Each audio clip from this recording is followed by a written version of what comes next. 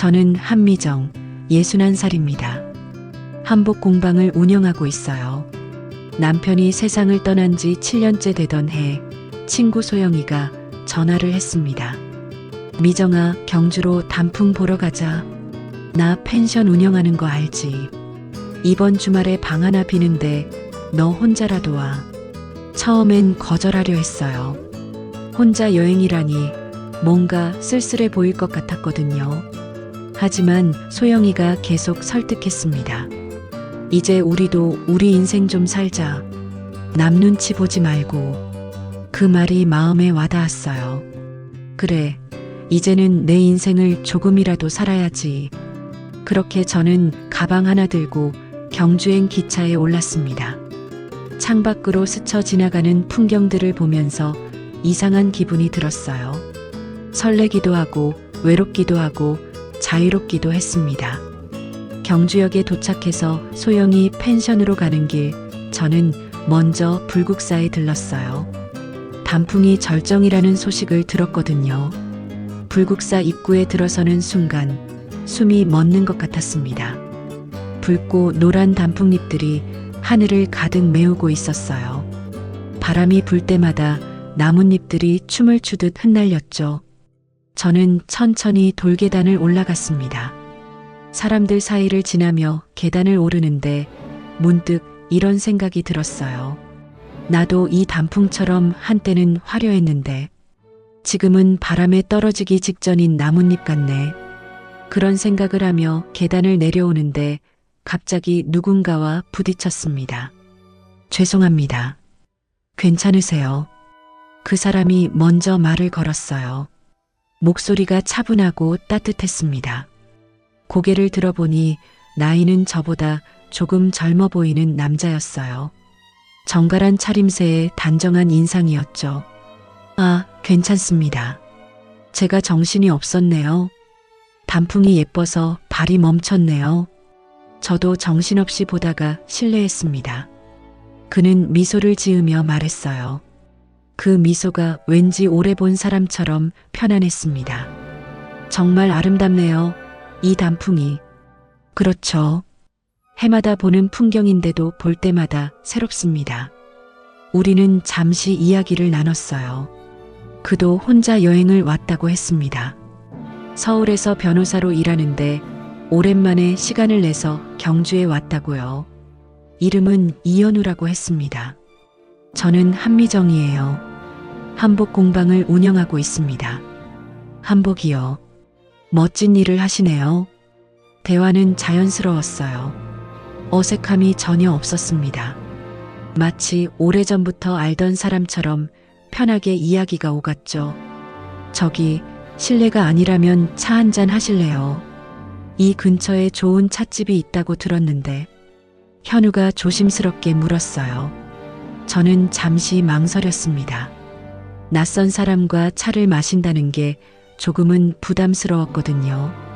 하지만 이상하게도 그 사람한테선 불편함이 느껴지지 않았어요. 좋아요. 걷다 보니 목도 마르네요. 우리는 함께 불국사 옆 작은 찻집으로 향했습니다. 가는 길에 단풍잎이 계속 떨어졌어요. 현우는 떨어지는 나뭇잎을 보며 말했습니다. 떨어지는 것도 아름답네요. 그 말에 저도 모르게 미소가 나왔어요. 그렇죠. 끝이 아니라 다음 계절을 준비하는 거니까요. 찻집은 아담하고 조용했습니다. 창밖으로 단풍나무가 보였어요. 우리는 대추차를 주문했습니다.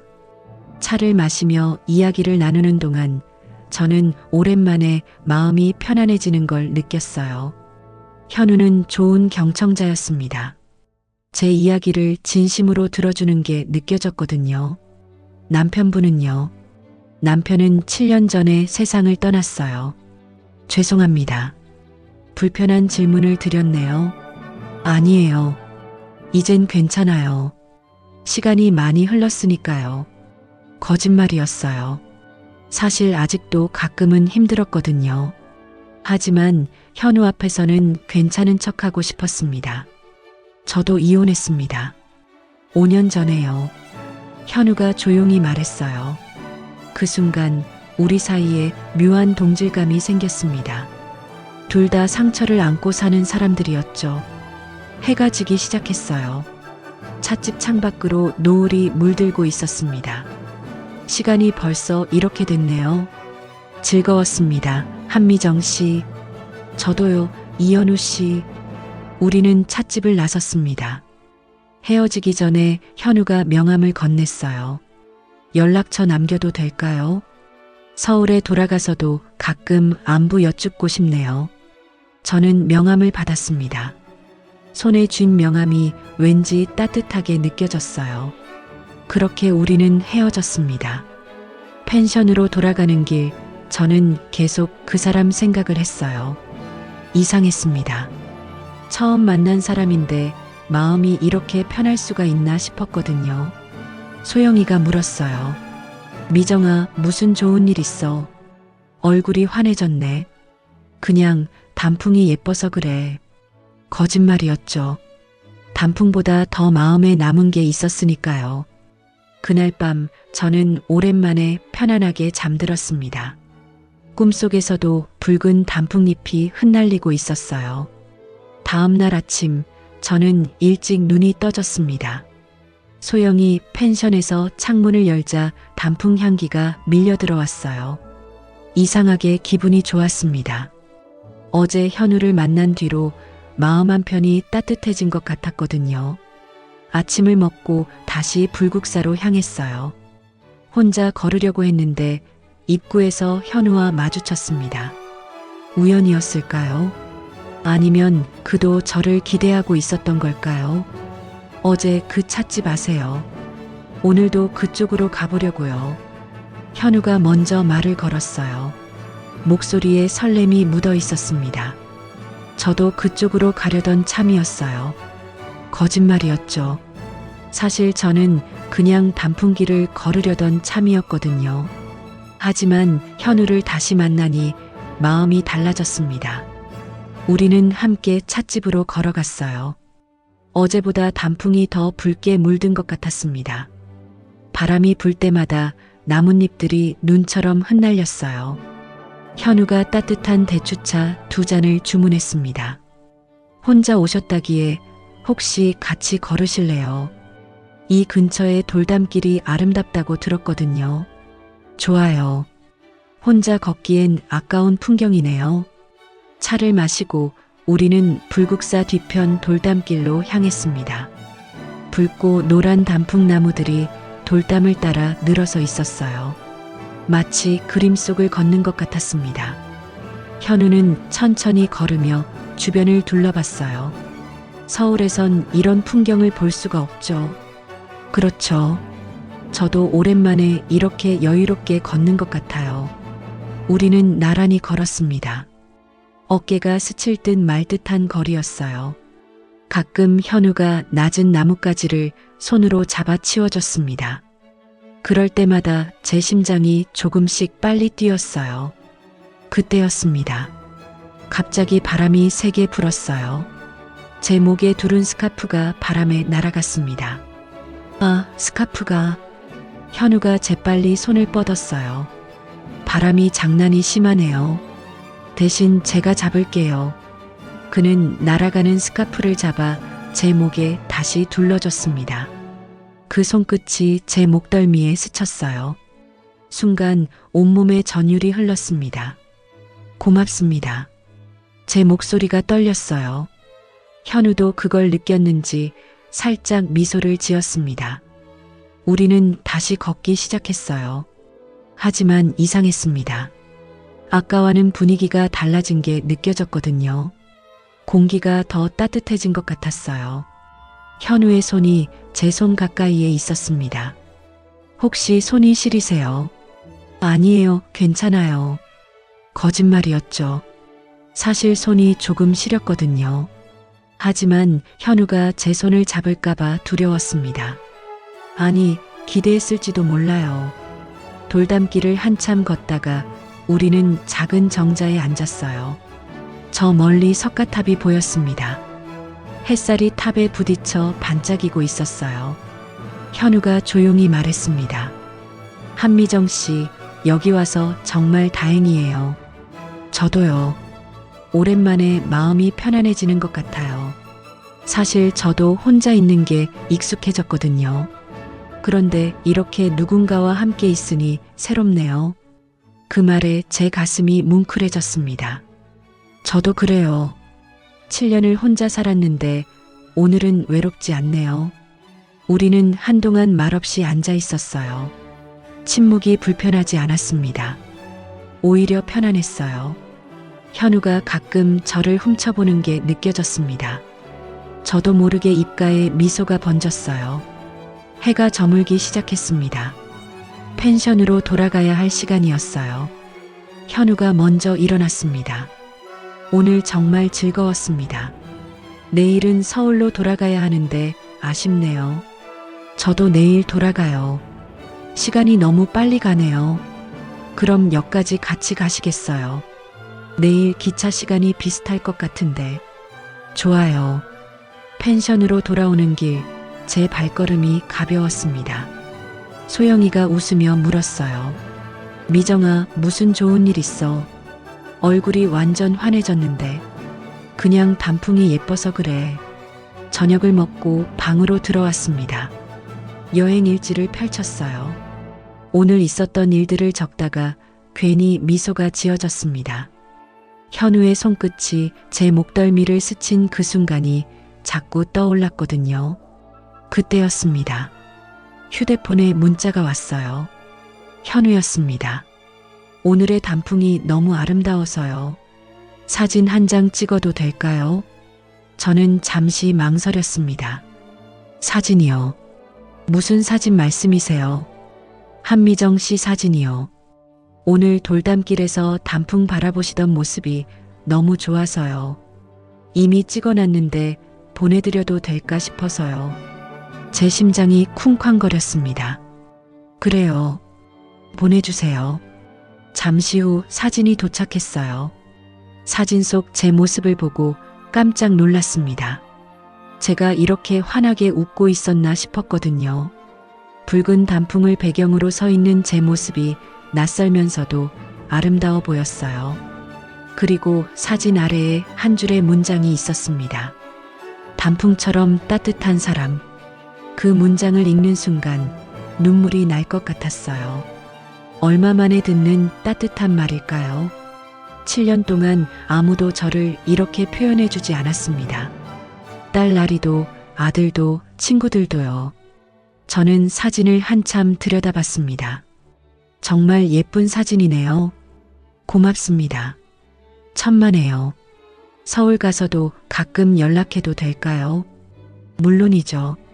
문자를 보내고 나서 저는 가슴이 두근거렸어요. 이게 설렘일까요? 61살이 돼서 느끼는 이 감정이 낯설었습니다. 하지만 나쁘지 않았어요. 오히려 살아있다는 느낌이 들었거든요. 그런데 이상했습니다. 문자를 몇 번 읽다 보니 묘한 느낌이 들었어요. 사진을 이미 찍어놨다는 말이 마음에 걸렸습니다. 언제 찍었을까요? 제가 모르는 사이에 찍었다는 건가요? 아니야, 괜한 생각이야. 저는 고개를 저었어요. 하지만 가슴 한편이 조금 답답했습니다. 왜 미리 말하지 않았을까? 왜 몰래 찍었을까? 그래도 사진은 정말 예뻤어요. 저는 사진을 배경화면으로 설정했습니다. 그리고 다시 여행 일지를 펼쳤어요. 오늘 현우를 다시 만났다. 함께 돌담길을 걸었다. 그의 손끝이 내 목덜미를 스쳤을 때 가슴이 뛰었다. 이게 사랑일까? 아니면 외로움일까? 일지를 덮고 불을 껐습니다. 어둠 속에서 현우의 얼굴이 떠올랐어요. 그의 미소, 그의 목소리, 그의 손길, 모든 게 따뜻했습니다. 하지만 왜일까요? 가슴 한편이 조금씩 무거워지는 것 같았어요. 설렘과 불안이 함께 밀려왔습니다. 이 감정을 믿어도 될까요? 아니면 조심해야 할까요? 저는 잠들 수 없었습니다. 서울로 돌아온 지 일주일이 흘렀습니다. 공방 일은 여전했어요. 손님들이 찾아오고 한복 주문이 들어오고 바느질하고 그렇게 하루가 지나갔습니다. 하지만 이상하게 자꾸 경주 생각이 났어요. 아니, 솔직히 말하면 현우 생각이 났습니다. 휴대폰을 들여다보는 횟수가 늘어났어요. 혹시 문자가 왔나, 전화가 왔나? 하지만 아무 연락이 없었습니다. 일주일이 지나도록요. 역시 그냥 여행지에서의 인연이었구나. 저는 스스로를 다독였어요. 괜한 기대를 했던 것 같아 부끄러웠습니다. 61살 먹은 사람이 이게 뭐 하는 짓인가 싶었거든요. 그런데 바로 그날 저녁이었습니다. 휴대폰에 알림이 떴어요. 현우였습니다. 불국사 단풍은 다 졌지만 그날의 인연은 제 마음에 남았네요. 그 문자를 보는 순간 가슴이 쿵 내려앉았습니다. 손이 떨렸어요. 문자를 몇 번이고 다시 읽었습니다. 일주일 동안 연락이 없어서 섭섭했는데 막상 문자를 받으니 기뻤어요. 저도 그래요. 가끔 그날 생각이 나더라고요. 답장을 보내고 나서 저는 한참을 휴대폰만 바라봤습니다. 곧 현우에게서 다시 문자가 왔어요. 실은 한미정 씨 공방 홈페이지를 봤어요. 정말 멋진 작품들이 많더라고요. 혹시 인테리어 상담도 받으시나요? 제 사무실을 조금 바꾸고 싶은데 한복 소품 같은 걸로 포인트를 주면 좋을 것 같아서요. 인테리어 상담이요. 저는 잠시 망설였습니다. 그게 진짜 목적일까요? 아니면 저를 보고 싶어서 핑계를 대는 걸까요? 어느 쪽이든 나쁘지 않았어요. 물론이죠. 언제 오실 건가요? 이번 주 토요일 괜찮으세요? 오후 2시쯤요. 좋아요. 그럼 공방에서 뵐게요. 토요일까지 사흘이 남았습니다. 그 사흘 동안 저는 공방을 청소하고 또 청소했어요. 먼지 하나 없이 닦아냈습니다. 작품들도 다시 배치했어요. 왜 이러는지 모르겠더라고요. 딸 나리가 공방에 들렀다가 물었습니다. 엄마, 무슨 일 있어요? 공방이 왜 이렇게 깨끗해요? 그냥 청소 좀 했어. 나리는 의심스러운 눈으로 저를 쳐다봤지만 더 묻지 않았어요. 드디어 토요일이 왔습니다. 아침부터 옷장을 뒤졌어요. 뭘 입어야 할까? 너무 화려하면 이상하고 너무 수수하면 나이 들어 보이고 결국 베이지색 니트에 검은색 바지를 입었습니다. 거울을 보니 머리가 신경 쓰였어요. 미용실에 갈까 하다가 관뒀습니다. 너무 티나잖아요. 그냥 집에서 간단히 정리했어요. 오후 2시가 가까워졌습니다. 공방 앞에서 커피를 내렸어요. 원두향이 공방 안에 가득 퍼졌습니다. 창문을 조금 열어 환기를 시켰어요. 정확히 2시였습니다. 현우가 공방 문을 열고 들어왔어요. 깔끔한 셔츠에 청바지 차림이었습니다. 손에는 작은 쇼핑백을 들고 있었어요. 안녕하세요, 한미정 씨. 오랜만이에요. 어서 오세요. 커피 한 잔 하실래요? 좋죠. 저는 커피를 따라 건넸습니다. 현우는 공방을 천천히 둘러봤어요. 벽에 걸린 한복들, 선반 위에 놀이개들, 작업 중인 천들. 그의 눈빛이 진지했습니다. 한미정 씨, 나무 냄새가 좋네요. 사람 냄새보단 낫죠? 전 둘 다 좋습니다. 현우가 미소를 지으며 말했어요.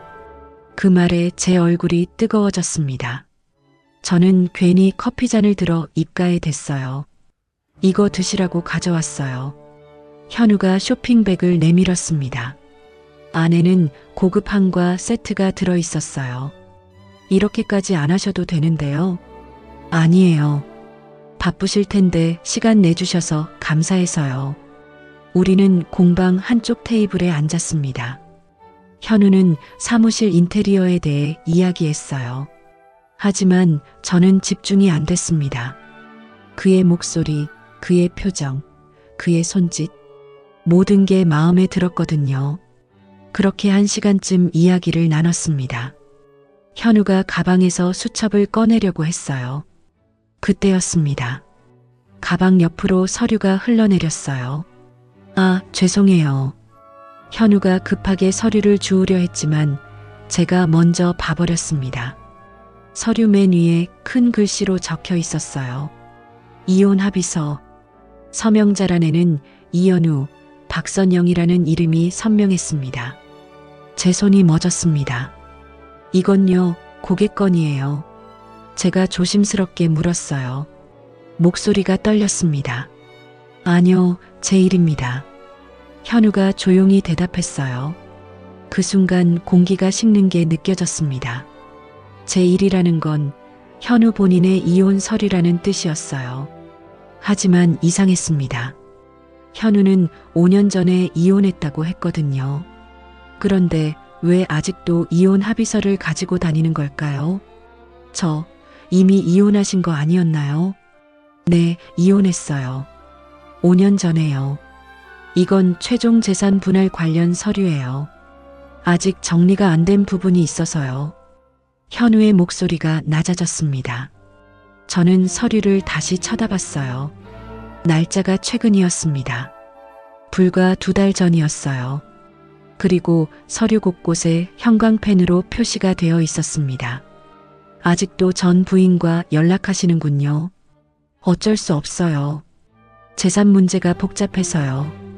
복잡하다는 게 어떤 의미인가요? 제가 물었습니다. 목소리에 날이 서 있었어요. 현우는 한숨을 쉬었습니다. 집이 공동 명의예요.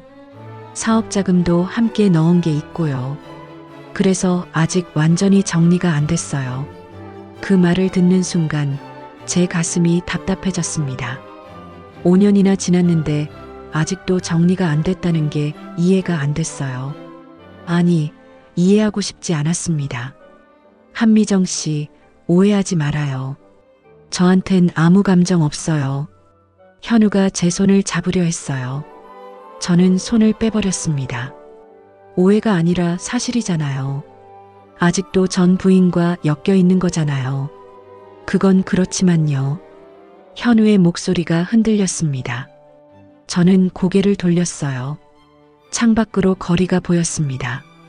사람들이 오가고 차들이 지나가고 세상은 여전히 돌아가고 있었어요. 하지만 제 안에선 뭔가 무너지는 소리가 들렸습니다. 한미정 씨, 현우가 다시 불렀습니다. 저는 천천히 고개를 돌려 현우를 바라봤어요. 그의 눈빛이 흔들리고 있었습니다. 미안함, 당혹스러움, 그리고 뭔가 숨기고 있는 듯한 그림자. 모든 게 섞여 있었어요. 오늘은 이만 가볼게요. 시간 내주셔서 감사합니다. 현우가 일어섰습니다. 인테리어 상담은요? 나중에 다시 연락드릴게요. 현우는 서류를 가방에 넣고 공방을 나갔습니다. 문이 닫히는 소리가 유난히 크게 들렸어요. 저는 그대로 앉아 있었습니다. 커피가 식어가고 있었어요. 현우가 앉았던 자리가 텅 비어 보였습니다. 저는 창밖을 바라봤어요. 그가 품고 있는 과거의 그림자가 느껴졌습니다. 이혼했다고 했지만 아직 끝나지 않은 관계. 재산 분할이라는 명목으로 계속 이어지는 인연. 그게 뭘 의미하는 걸까요? 저는 휴대폰을 들었습니다. 현우에게 문자를 보낼까 하다가 관뒀어요. 뭐라고 써야 할지 모르겠더라고요. 그날 밤 저는 잠들 수 없었습니다. 설렘과 경계심이 동시에 밀려왔어요. 현우를 믿고 싶었지만 동시에 조심해야 할 것 같았습니다. 61살의 나이에 다시 사랑을 시작한다는 게 이렇게 복잡한 일인 줄 몰랐어요. 서류 사건 이후에도 현우는 꾸준히 연락했습니다. 미안했어요. 제대로 설명하지 못해서요. 하지만 제 마음만은 진심이에요. 그의 문자를 받을 때마다 마음이 흔들렸어요. 믿어야 할까? 조심해야 할까? 머리로는 경계했지만 마음은 자꾸 그쪽으로 기울었습니다. 겨울이 지나고 봄이 왔습니다. 현우는 매주 공방에 들렀어요. 처음엔 상담이라는 핑계였지만 나중엔 그냥 저를 보러 온다고 솔직하게 말했습니다. 한미정 씨, 저랑 밥 한번 먹어요. 괜찮아요. 바쁜데요. 바쁜 사람끼리 시간 내서 먹는 밥이 더 맛있어요. 그렇게 밥을 먹고 차를 마시고 산책을 하고 자연스럽게 우리는 가까워졌습니다. 어느 날 현우가 물었어요. 저랑 결혼해 주시겠어요? 갑작스러운 청혼이었습니다. 저는 할 말을 잃었어요. 너무 빠른 거 아니에요. 우리 만난 지 몇 달밖에 안 됐잖아요. 61살과 55살이 무슨 시간이 그렇게 많아요. 남은 시간 행복하게 보내고 싶어요. 현우의 눈빛이 진지했습니다. 저는 며칠을 고민했어요.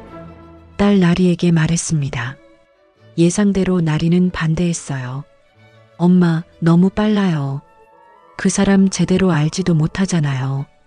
알아. 근데 이 사람 믿을 수 있을 것 같아. 엄마, 전 부인 문제는요. 아직 재산 정리도 안 됐다고 하셨잖아요. 그건 곧 정리된대. 걱정 마. 나리는 한숨을 쉬었습니다. 엄마가 행복하면 전 찬성이에요. 근데 신중하게 생각해 보세요. 고마워, 나리야.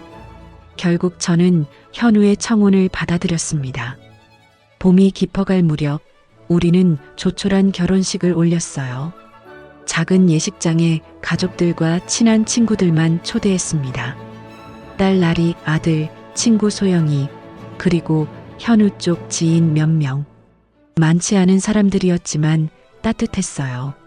조용히 흐르는 음악 속에서 현우와 저는 서로를 바라봤습니다. 한미정 씨, 아니, 이제 제 아내. 행복하게 해줄게요. 현우가 속삭였어요. 저도요. 함께 행복합시다. 제 눈에 눈물이 맺혔습니다.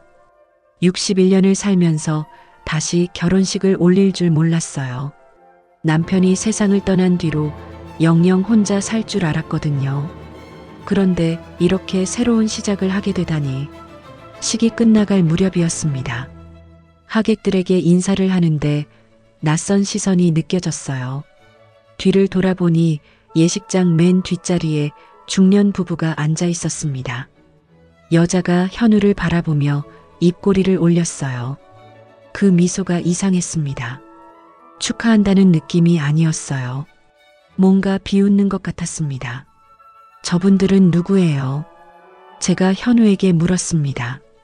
현우가 뒤를 돌아봤어요. 그 순간 그의 얼굴이 굳었습니다. 모르는 분들이에요. 그의 대답이 너무 빨랐어요. 그런데 이상했습니다. 현우의 눈빛이 순간적으로 흔들렸거든요. 정말 모르는 사람이라면 왜 저런 표정을 지을까요? 저는 다시 그쪽을 봤어요.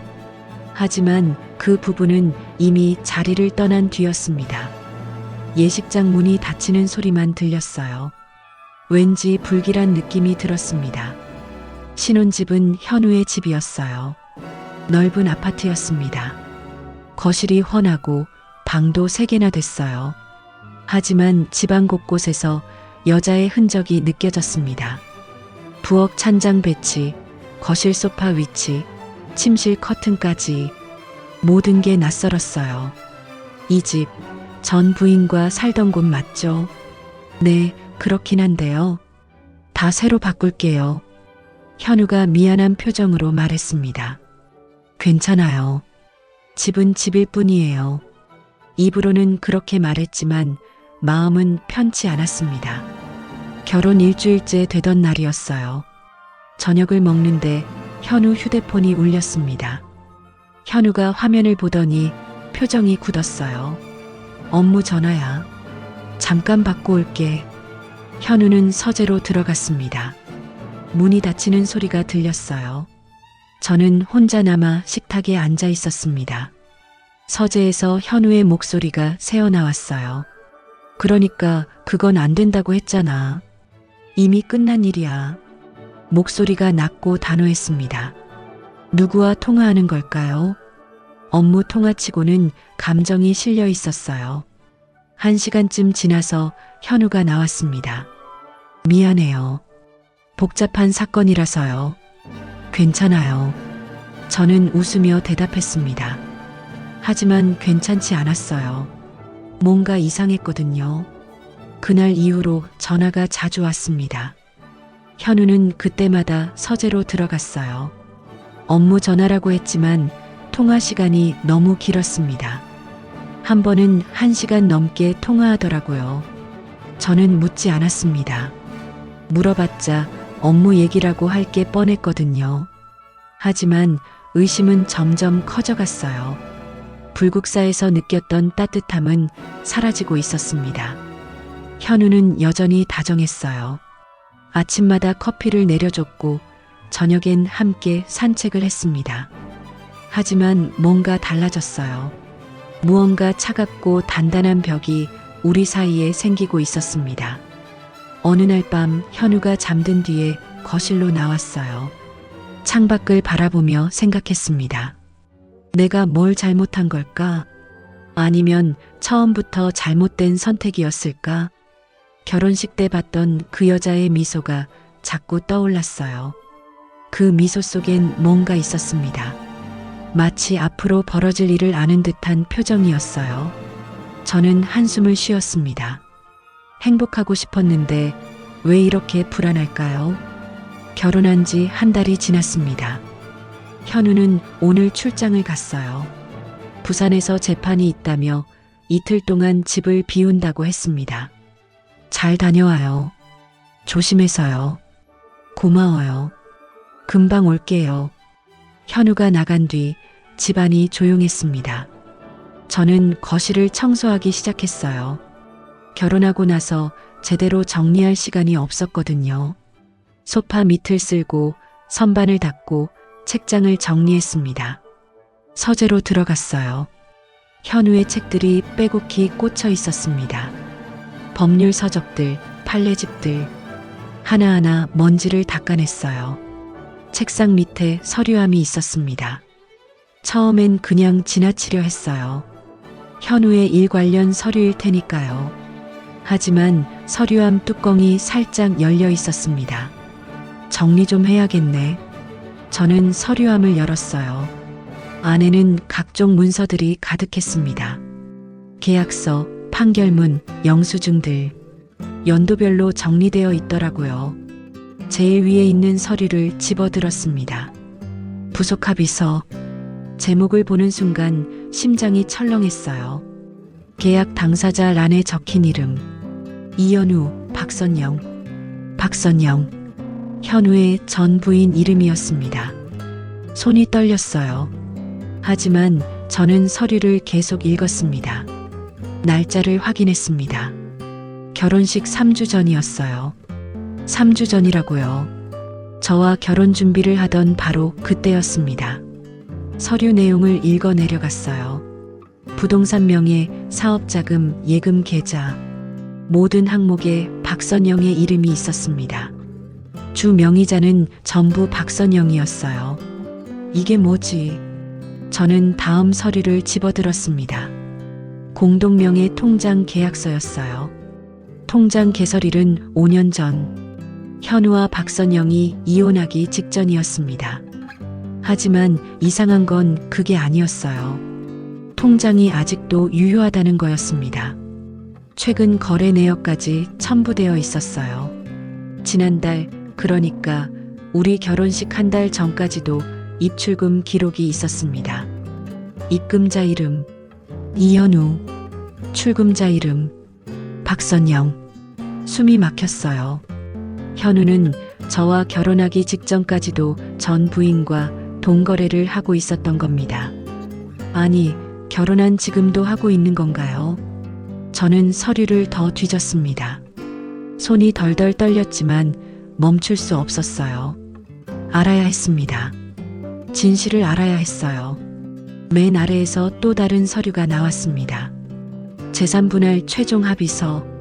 이번엔 날짜가 결혼식 일주일 전이었어요. 서류를 펼쳤습니다. 마지막 페이지 하단에 작은 글씨로 특약사항이 적혀 있었어요. 재혼 후에도 명의는 합의 완료 시까지 유지한다. 그 문장을 읽는 순간 온몸이 얼어붙었습니다. 재혼 후에도 명의는 유지한다.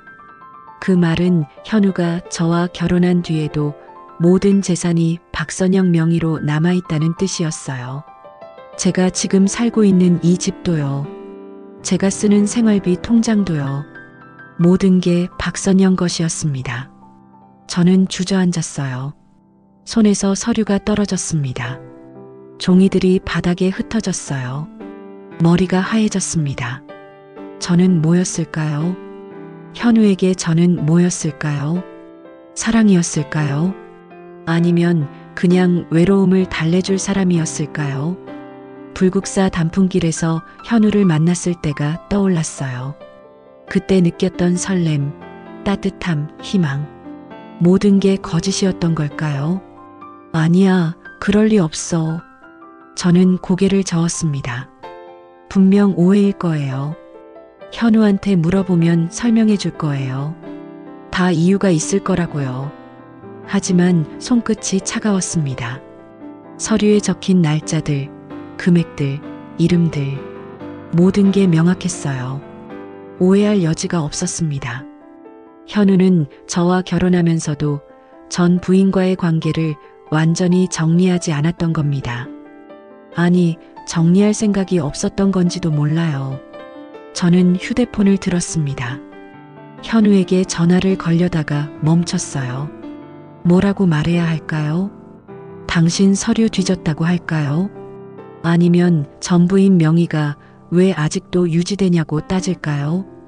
손가락이 떨려서 버튼을 누를 수가 없었어요. 저는 휴대폰을 내려놨습니다. 거실로 나와 소파에 앉았어요. 창밖을 바라봤습니다. 봄 햇살이 따뜻하게 들어오고 있었어요. 하지만 제 안은 겨울보다 추웠습니다. 결혼식 때 봤던 그 여자가 떠올랐어요. 현우를 바라보며 입꼬리를 올렸던 그 미소. 이제 알 것 같았습니다. 그 여자가 왜 그렇게 웃었는지. 박선영이었던 거예요. 결혼식에 와서 저를 지켜본 사람. 현우의 전 부인이었던 겁니다. 저는 눈을 감았어요. 눈물이 흘러내렸습니다. 참으려 했지만 참을 수 없었어요. 61살에 다시 시작한 사랑이 이렇게 무너지다니. 저는 뭘 믿었던 걸까요? 현우의 다정한 말들, 따뜻한 눈빛, 진심 같았던 고백들. 모든 게 거짓이었을까요? 아니면 진심이었지만 충분하지 않았던 걸까요? 휴대폰이 울렸습니다. 현우였어요. 문자가 와 있었습니다. 회의 잘 끝났어요. 내일 저녁에 들어갈게요. 보고 싶네요. 저는 문자를 읽고 또 읽었습니다.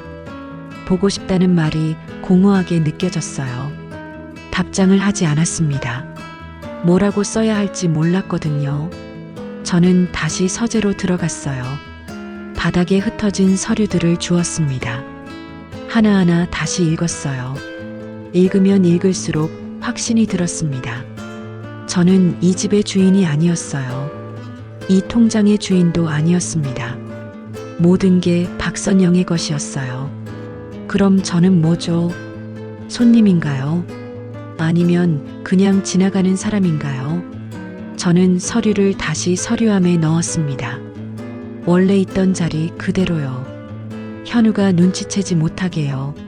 하지만 제 마음은 이미 무너진 뒤였습니다. 현우가 출장에서 돌아왔습니다. 저는 아무렇지 않은 척했어요.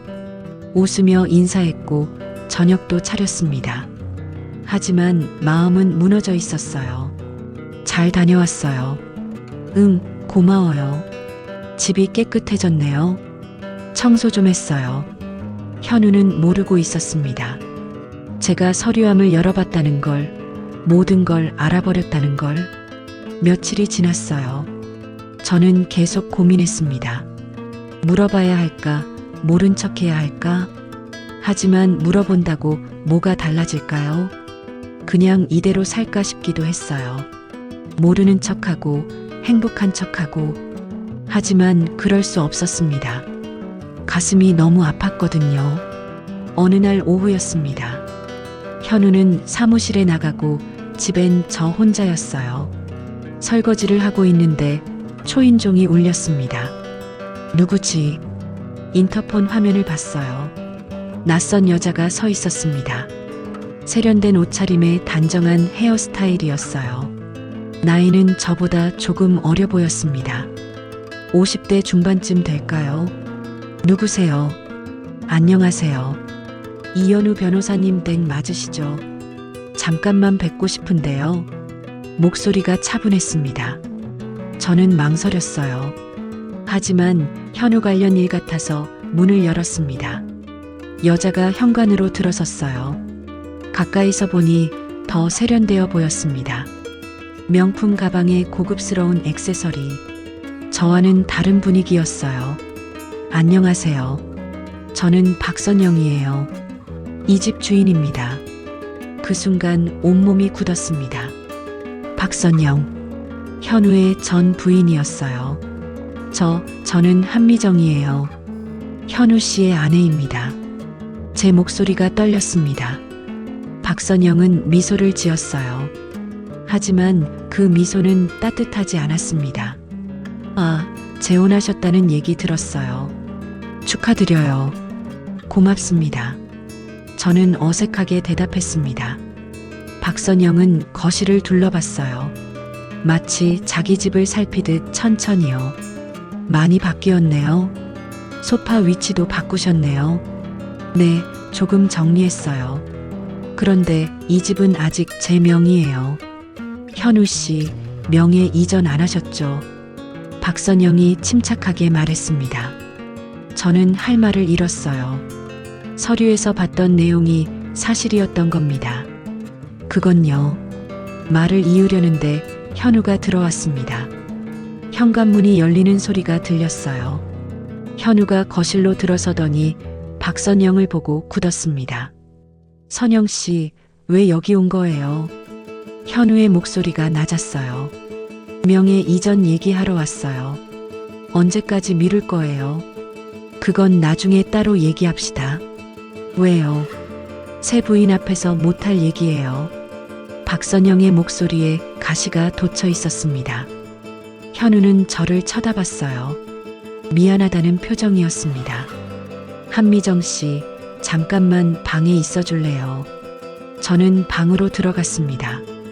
하지만 문을 닫지 않았어요. 거실에서 들리는 대화가 귀에 들어왔습니다. 도대체 뭐 하는 거예요? 재혼까지 했으면서 명예 이전도 안 하고. 박선영의 목소리였어요. 지금 돈이 없어요. 조금만 기다려줘요. 현우가 답답하게 말했습니다. 기다리라고요. 벌써 5년이 넘었어요. 제 이름으로 된 재산, 제가 가져가는 게 당연한 거 아니에요. 알아요. 곧 정리할게요. 곧이 언제예요? 당신 항상 그렇게 말하잖아요. 두 사람의 목소리가 점점 커졌습니다. 저는 가슴이 터질 것 같았어요. 귀를 막고 싶었지만 막을 수 없었습니다. 한참 뒤에 박선영이 나갔습니다. 현관문이 닫히는 소리가 들렸어요. 저는 거실로 나왔습니다. 현우가 소파에 앉아 있었어요. 얼굴이 창백했습니다. 설명 좀 해주세요. 제가 조용히 말했습니다. 미안해요. 선영 씨가 갑자기 와서요. 갑자기요. 이 집 주인인데 갑자기라는 게 말이 돼요. 현우는 고개를 숙였습니다. 그 사람 한때 내 인생 전부였어요. 지금은 동정일 뿐이에요. 동정이요. 아직도 명의를 못 넘긴 게 동정이에요. 그건요. 그건 뭐예요? 돈이 없다고 했죠. 그럼 지금 우리가 쓰는 생활비는요? 그것도 그 여자 돈이에요. 현우는 대답하지 못했습니다. 저는 침실로 들어갔어요. 옷장을 열어 짐을 싸기 시작했습니다. 손이 떨렸지만 멈출 수 없었어요. 현우가 뒤따라 들어왔습니다. 뭐 하는 거예요? 나가야죠. 여기 제 집이 아니잖아요. 한미정 씨, 제발 오해하지 말아요. 오해가 아니라 사실이잖아요. 저는 계속 짐을 쌌습니다. 며칠 뒤였어요. 집을 나가려던 참에 현우 책상 위에서 영수증을 발견했습니다. 병원 영수증이었어요. 이름을 보는 순간 숨이 멎었습니다. 환자명 박선영, 진료명 암 재활치료비, 지불자 이현우, 날짜는 지난주였습니다. 당신 그 여자 치료비를 내고 있었어요. 제 목소리가 떨렸습니다. 현우가 돌아봤어요. 그냥 마지막 의리였어요. 의리요. 그게 당신이 말한 사랑의 모양이에요. 아니에요. 그 사람이 아파서요. 저도 아파요. 지금 이 순간 너무 아파요. 눈물이 흘러내렸습니다. 참으려 했지만 참을 수 없었어요. 저는 가방을 들었습니다. 현우가 제 팔을 잡았어요. 가지 마요. 제발 놔주세요. 저는 현우의 손을 뿌리쳤습니다. 문을 열고 나갔어요. 뒤돌아보지 않았습니다. 엘리베이터를 타고 내려가는 동안 눈물이 멈추지 않았어요. 61살에 시작한 사랑이 이렇게 끝나다니. 밖으로 나오니 차가운 바람이 불었습니다. 봄인데도 겨울처럼 추웠어요. 딸 나리의 집에서 일주일을 지냈습니다. 나리는 아무 말도 하지 않았어요. 그냥 방을 내주고 밥을 차려주고 조용히 곁에 있어줬습니다. 엄마, 괜찮아요. 응, 괜찮아. 거짓말이었죠. 하나도 괜찮지 않았습니다.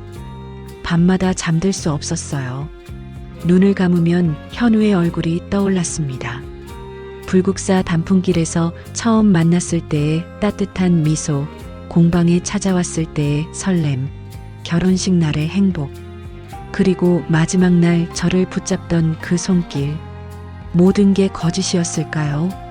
아니면 진심이었지만 충분하지 않았던 걸까요? 휴대폰엔 현우에게서 수십 통의 전화와 문자가 와 있었습니다. 미안해요. 설명할 기회를 주세요. 한미정 씨, 제발 연락 좀 해주세요.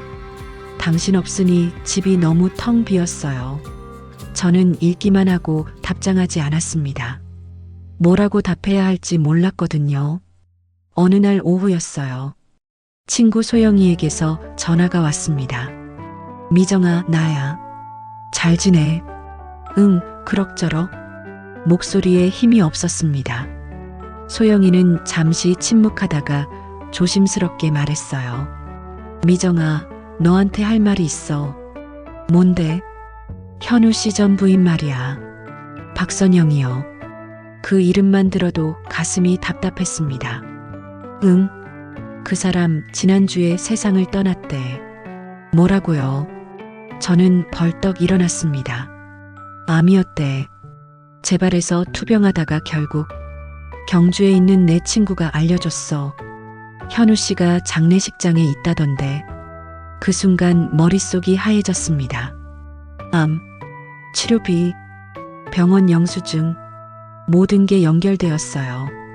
현우가 박선영의 치료비를 낸 건 사랑 때문이 아니었습니다. 그녀가 아팠기 때문이었어요. 미정아, 괜찮아. 소영이가 걱정스럽게 물었습니다. 응, 고마워. 전화할게. 저는 전화를 끊었습니다. 손이 떨렸어요. 휴대폰을 꽉 쥐고 앉아 있었습니다. 나리가 다가왔어요. 엄마, 무슨 일이에요? 아니야, 아무것도 아니야. 하지만 눈물이 흘러내렸습니다. 제가 오해했던 걸까요? 현우는 그저 전 부인을 돌본 것뿐이었을까요? 며칠이 더 지났습니다. 저는 계속 생각했어요. 박선영은 왜 결혼식에 왔을까요? 왜 집까지 찾아왔을까요? 그리고 그날 밤 깨달았습니다. 그녀는 마지막 인사를 하러 온 거였어요. 자신이 사랑했던 남자가 새 출발을 하는 걸 확인하러 왔던 겁니다. 그 미소도 이제 이해가 갔어요. 비웃음이 아니라 쓸쓸함이었던 거예요. 자신의 자리를 다른 여자에게 내주는 아픔이었던 겁니다. 저는 가방을 챙겼습니다. 엄마, 어디 가요? 나리가 놀라서 물었어요. 잠깐 다녀올게. 조심해서 다녀오세요. 저는 현우의 사무실로 향했습니다. 버스를 타고 지하철을 갈아타고 1시간을 달렸어요. 사무실 건물 앞에 도착했을 때 해가 지고 있었습니다. 엘리베이터를 타고 7층으로 올라갔어요. 복도를 지나 현우 사무실 문 앞에 섰습니다. 문틈으로 불빛이 새어나오고 있었어요. 노크를 했습니다. 들어오세요. 현우의 목소리였어요. 평소보다 힘이 없었습니다. 문을 열고 들어갔어요. 현우가 책상에 앉아 있었습니다. 얼굴이 많이 수척해져 있었어요. 저를 보더니 깜짝 놀라며 일어섰습니다. 한미정 씨, 안녕하세요. 저는 조용히 인사했습니다. 어떻게, 왜 여기? 현우의 목소리가 떨렸어요. 할 얘기가 있어서요. 저는 현우 앞 의자에 앉았습니다. 현우도 천천히 앉았어요. 우리는 한동안 말없이 마주보고 있었습니다. 박선영 씨 얘기 들었어요. 현우의 얼굴이 굳었습니다. 소영이가 알려줬어요. 세상을 떠났다고. 네. 현우가 고개를 끄덕였어요. 왜 말하지 않았어요? 말할 수 없었어요. 당신이 오해할까봐. 저는 한숨을 쉬었습니다. 오해가 아니라 사실이었잖아요. 당신은 그 사람을 돌보고 있었던 거잖아요. 그건요. 현우가 말을 이으려다 멈췄습니다. 그는 창밖을 바라봤어요. 한참을 그렇게 있다가 천천히 입을 열었습니다. 선영이가 암 진단을 받은 건 5년 전이었어요. 우리가 이혼하기로 결정한 바로 그때였죠. 저는 조용히 들었습니다. 이혼 사유는 성격 차이였어요. 그게 전부였습니다. 하지만 진단을 받고 나서 선영이가 말했어요. 그래도 이혼하자고. 짐이 되기 싫다고. 현우의 목소리가 낮아졌어요. 저는 반대했어요. 아픈 사람을 어떻게 두고 가냐고. 하지만 선영이는 완강했습니다. 결국 이혼했죠. 그런데 재산은요? 제가 물었습니다. 선영이 명의로 남겨둔 건 제 선택이었어요. 치료비가 많이 들었거든요. 제가 벌어서 보내주면 선영이는 그걸로 치료받고 그렇게 5년을 버텼습니다. 그럼 저와 결혼할 때도요? 네. 그때도 선영이는 투병 중이었어요. 상태가 나빠지고 있었죠. 현우의 눈빛이 흔들렸습니다. 그녀한테 미안했어요. 한때 함께한 사람인데 아픈데 곁에 없으니까요. 그게 끝인데요. 네. 그게 끝인데 당신까지 잃을까봐 겁났어요.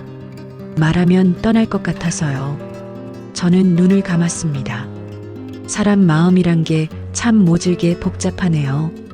미안해요. 미안하다는 말만으로 해결될 문제가 아니에요. 알아요. 하지만 다른 말을 모르겠어요. 우리는 한동안 침묵했습니다. 창밖으로 도시의 불빛이 보였어요. 수많은 사람들이 각자의 삶을 살고 있었습니다. 이제 어떻게 할 거예요? 제가 물었습니다. 모르겠어요. 당신이 용서해 줄지도 모르겠고요. 용서요. 저는 쓴웃음을 지었습니다. 용서가 문제가 아니에요. 이해가 문제죠. 이해요. 네. 당신이 왜 그랬는지는 이제 알겠어요. 하지만 이해한다고 다 괜찮아지는 건 아니에요. 현우는 고개를 숙였습니다. 시간이 필요해요. 저도 당신도. 네. 저는 일어섰습니다. 현우도 따라 일어났어요. 가볼게요. 한미정 씨. 현우가 저를 불렀습니다. 저는 돌아봤어요. 기다릴게요. 평생이라도요. 저는 대답하지 않았습니다. 사무실을 나와 복도를 걸었어요. 엘리베이터를 기다리는 동안 눈물이 흘렀습니다. 이해는 했지만 마음은 아팠어요. 사랑과 책임 사이에서 현우는 둘 다 지키려다 둘 다 놓친 겁니다. 여름이 지나고 가을이 왔습니다. 저는 다시 공방으로 돌아왔어요. 나리의 집에서 2달을 지낸 뒤였습니다. 현우와는 연락하지 않았어요. 그도 더 이상 문자를 보내지 않았습니다. 공방 일은 여전했습니다. 손님들이 찾아오고 한복을 만들고 하루하루를 채워갔어요. 하지만 마음 한편은 계속 비어 있었습니다. 어느 날 친구 소영이가 전화했어요. 미정아, 경주 한번 와. 단풍 들었어. 지금은 바빠. 바쁜 척 하지 마. 나 다 알아. 혼자 있으면 더 힘들어. 소영이의 말이 맞았습니다. 며칠 고민하다가 저는 기차표를 끊었어요. 작년 이맘때 처음 경주에 갔던 게 떠올랐습니다. 그때 현우를 만났죠. 기차 안에서 창밖을 바라봤어요. 논밭이 황금빛으로 물들어 있었습니다. 가을이었어요. 경주역에 내려 펜션으로 가는 대신 바로 불국사로 향했습니다. 작년과 똑같은 길이었어요. 하지만 마음은 달랐습니다. 작년엔 외로웠지만 희망이 있었어요. 올해는 덜 외롭지만 쓸쓸했습니다. 불국사 입구에 들어섰습니다. 붉은 단풍이 하늘을 가득 메우고 있었어요. 작년보다 더 화려하게 물들어 있었습니다. 돌계단을 천천히 올랐어요. 사람들이 사진을 찍고 웃고 행복해 보였습니다. 저만 혼자인 것 같았어요. 계단 꼭대기에 올라 주변을 둘러봤습니다. 그때였어요. 멀리서 누군가 서 있는 게 보였습니다. 익숙한 뒷모습이었어요. 현우였습니다. 심장이 쿵 내려앉았어요.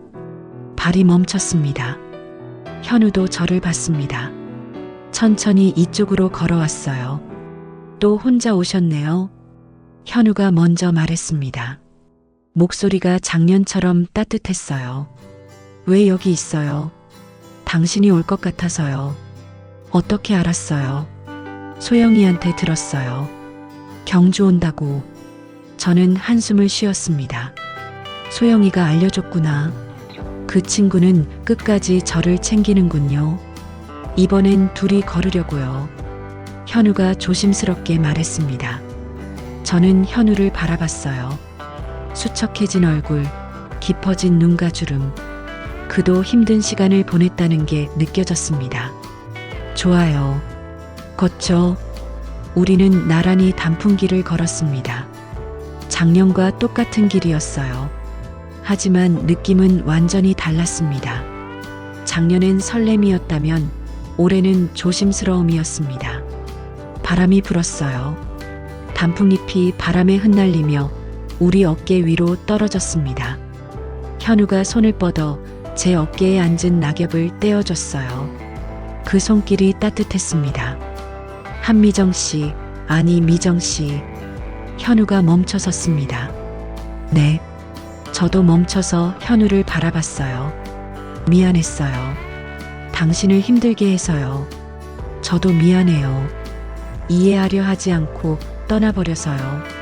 아니에요. 당신 잘못이 아니에요. 우리는 서로를 바라봤습니다. 현우의 눈에 눈물이 맺혀 있었어요. 다시 시작할 수 있을까요? 현우가 물었습니다. 저는 잠시 생각했어요. 사랑이란 게 뭘까요? 제가 먼저 물었습니다. 현우는 천천히 대답했어요. 아픈 사람을 이해하는 일, 그리고 용서하는 일인 것 같아요. 그 말에 제 눈에도 눈물이 고였습니다. 그렇다면 저도 배워야겠네요. 이해하는 법을요. 미정 씨, 당신도 배워야 해요. 숨기지 않는 법을요. 약속할게요. 현우가 제 손을 잡았습니다. 저는 손을 뿌리치지 않았어요. 그 손을 꼭 잡았습니다. 멀리서 불국사 종소리가 울렸습니다. 맑고 깊은 소리였어요. 마치 우리를 축복하는 것 같았습니다. 우리는 다시 걷기 시작했어요. 단풍길은 끝없이 이어져 있었습니다. 붉은 나뭇잎들이 하늘을 덮고 있었어요. 작년 이맘때 여기서 처음 만났죠. 네, 기억해요. 계단에서 부딪혔죠. 그때 당신 미소가 참 따뜻했어요. 저도 당신 목소리가 좋았어요. 우리는 웃었습니다. 오랜만에 편안하게 웃는 것 같았어요. 돌담길을 지나 작은 정자에 앉았습니다. 작년에도 여기 앉았었죠. 네, 기억나요. 그때는 모든 게 설렜는데 이렇게 힘들 줄 몰랐어요. 사랑이 원래 그런 거 아닐까요? 쉬우면 사랑이 아니죠. 현우의 말에 저도 고개를 끄덕였습니다. 해가 저물기 시작했어요. 노을이 단풍과 어우러져 온 세상이 붉게 물들었습니다. 아름답네요. 정말요. 우리는 나란히 앉아 노을을 바라봤습니다. 현우가 조용히 말했어요. 이번엔 제대로 할게요. 당신을 행복하게 해줄게요. 저도 노력할게요. 믿는 법을요. 우리는 손을 맞잡았습니다. 주름진 손이지만 따뜻했어요. 61살과 55살의 손이지만 설렜습니다. 늦게 핀 사랑이었어요. 젊었을 때처럼 뜨겁지는 않았지만 더 깊고 진했습니다. 아픔을 겪었기에 더 소중했어요. 불국사 종소리가 다시 한번 울렸습니다. 종소리가 단풍길을 타고 멀리 퍼져나갔어요. 우리는 일어나 다시 걷기 시작했습니다. 단풍잎이 계속 떨어지고 있었어요. 붉은 잎들이 땅을 뒤덮고 있었습니다. 떨어진 잎들도 아름답네요. 네, 끝이 아니라 새로운 시작이니까요. 맞아요. 우리처럼요. 저는 미소 지었습니다. 현우도 웃었어요. 우리는 나란히 단풍길을 걸었습니다. 앞으로 또 어떤 어려움이 올지 몰라요. 하지만 이제는 알았습니다. 함께라면 견딜 수 있다는 걸요. 가을 바람이 불었어요. 단풍잎이 또 한 번 흩날렸습니다. 붉게 물든 나뭇잎들이 우리를 감싸며 춤을 췄어요. 늦게 핀 사랑. 이제는 진짜로 물들고 있었습니다. 완성되지 않았지만 완성되어 가는 그런 사랑이었어요. 우리는 계속 걸었습니다. 단풍길 끝까지, 그리고 그 너머까지. 함께요.